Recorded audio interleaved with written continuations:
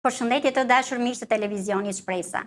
Sot në studio kemi të ftuar Lindi Tatela, zëvendës sekretare e infrastrukturës dhe energjisë për qeverinë teknike të Partisë Shpresa Demokrate. Përshëndetje. Përshëndetje, ju falenderoj për ftesën.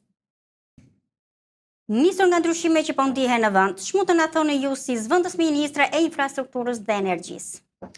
Populli shqiptar ka patur trazira politike ndër vite, normalisht që i kanë dhënë problematika nga më të ndryshme, qoftë nga nevojat e tyre bazike, siç janë mungesa e ujit, mungesa e dritave, një infrastrukturë e shkatëruar që ka qenë ndër vite dhe kjo gjë ka arritur në një fjalë që është mjaft.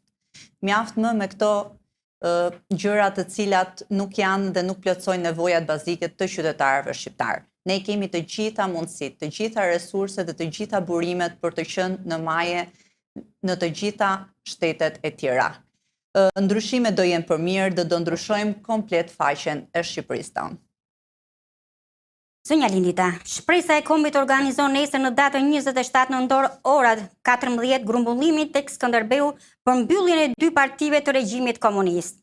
Ç'mund të na thoni në lidhje me këtë organizim? Nesër do jetë një ditë tepër e veçantë për ne, për Shpresën e Kombit dhe për gjithë shqiptarinë anë mban. Nesër do jetë kthimi i etapës së vjetër dhe nismja e një fryme të re.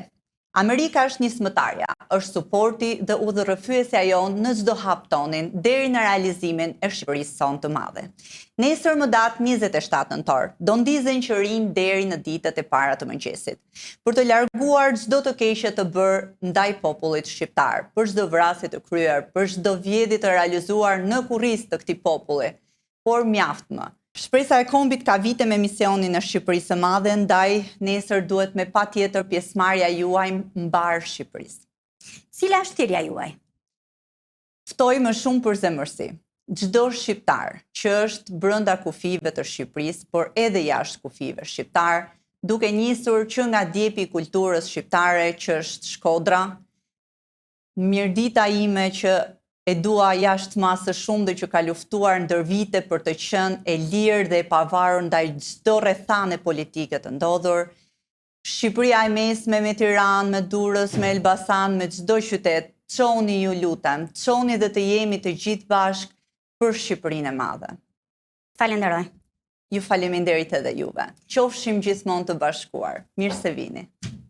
Të dashur bashkëdhetar, shihemi transmetimin e radhës. Faleminderit.